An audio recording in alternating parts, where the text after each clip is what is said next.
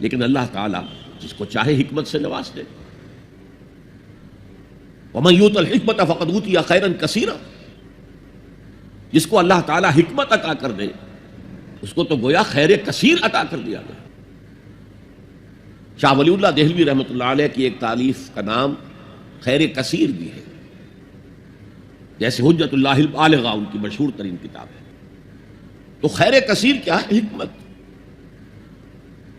اس پہلو سے جیسا کہ میں عظمت قرآن کے ضمن میں عرض کر چکا ہوں کہ تعلیم و تربیت نبوی علی صاحب الصلاۃ والسلام کا جو ٹاپ کا درجہ ہے وہ تعلیم حکمت ہے.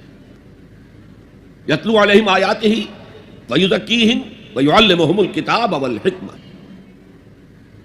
حضرت لقمان کو اللہ تعالیٰ نے حکمت عطا کی.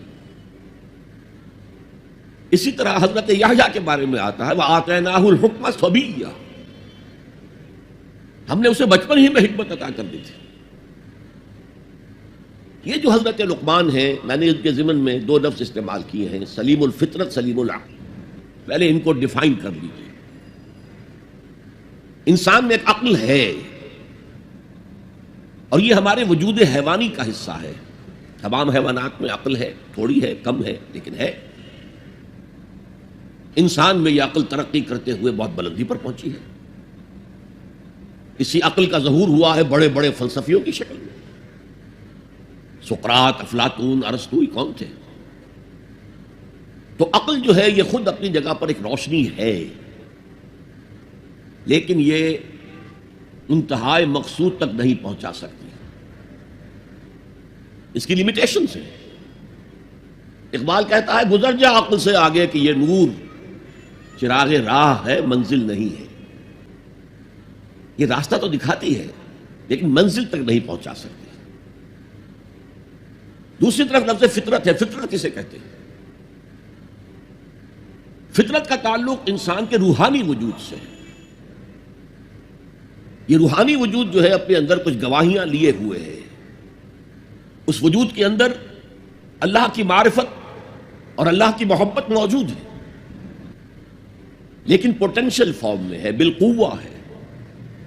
اس کا ظہور ایک پروسیس سے ہوتا ہے. اس پروسیس پر ہم بعد میں آج گفتگو کریں گے انشاءاللہ. ابھی صرف ان دونوں اصطلاحات کو پہچان لیجیے. عقل خالص سے اگر کوئی شخص اس کائنات کی گتھی کو سلجھانا چاہے گا، عقل خالص، فطرت کو نظر انداز کرتے ہوئے،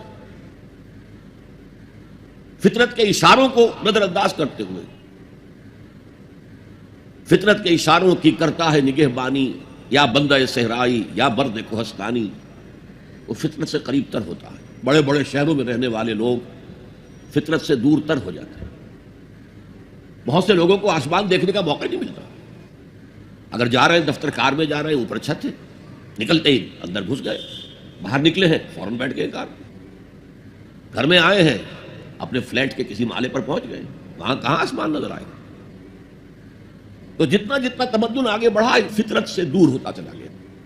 لیکن اس فطرت کے اندر جو شہادت مضمر ہے وہ ایک بہت بڑی حقیقت ہے.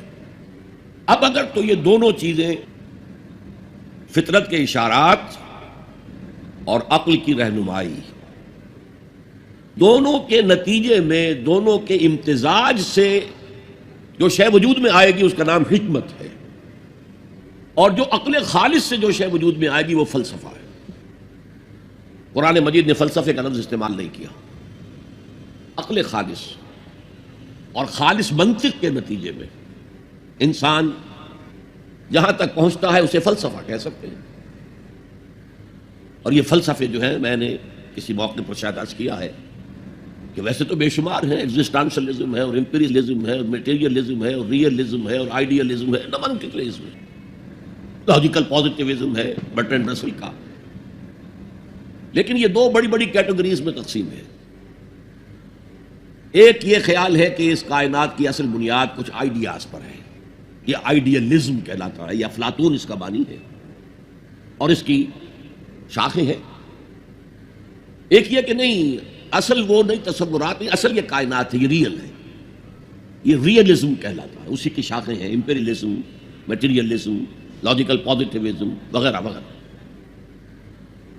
عقل خالص جو ہے اس کے بارے میں نوٹ کر لیجئے کہ اس کی آخری انتہا یا اسکیپٹسزم ہے، ارتیابیت، شک، ہر طرح شک، ہر چیز کے بارے میں شک، اور یا پھر ایگنوسٹسزم ہے، لا ادریت، کہ ہم نہیں پہچان سکتے، اس حقیقت کا علم حاصل کر ہی نہیں سکتے، وہاں تک ہماری رسائی ہو ہی نہیں سکتی، لا ادری، میں نہیں جانتا، تو لا ادریت، ایگنوسٹسزم، یا ارتیابیت، ریب سے بنا شک، اور اس سے بنا ہے اسکیپٹسزم۔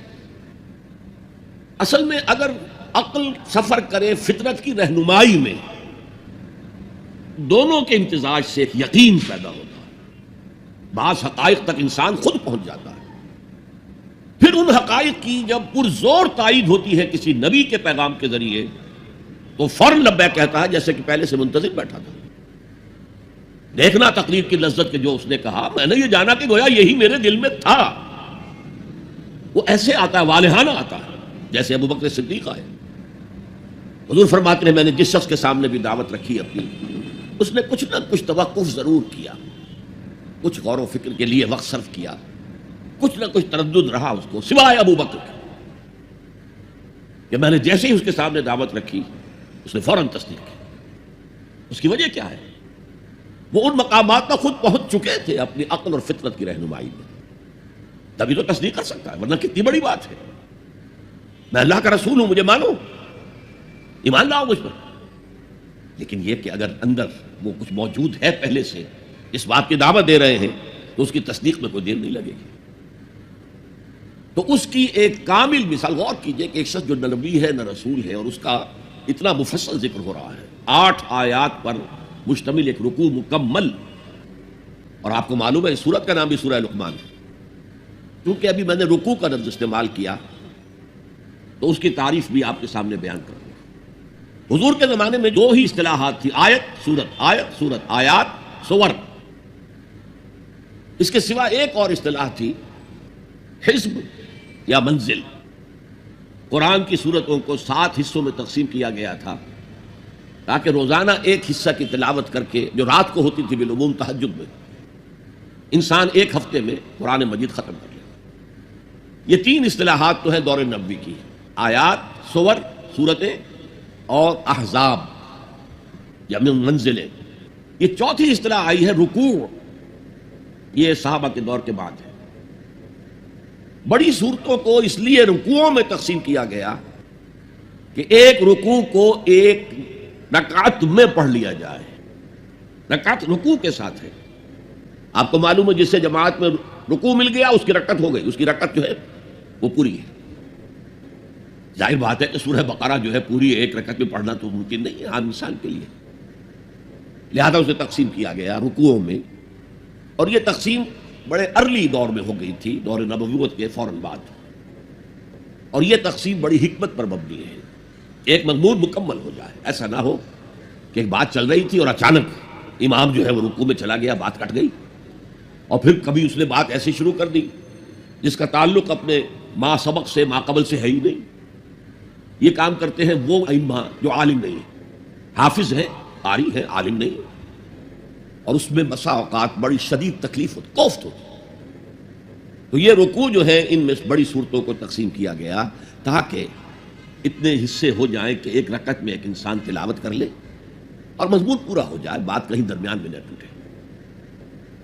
اب دیکھیے اس پورے رکوع کا اس وقت درس دینا میرے لیے ممکن نہیں ہے، اس کو میں نے صرف ایک شہادت کے طور پر پیش کیا ہے، لیکن اس کے ذریعے ہمیں معلوم ہو جائے گا کہ عقل و فطرت کی رہنمائی میں انسان کہاں تک پہنچ سکتا ہے، جہاں سے آگے صرف عقل و فطرت رہنمائی نہیں کر سکتا۔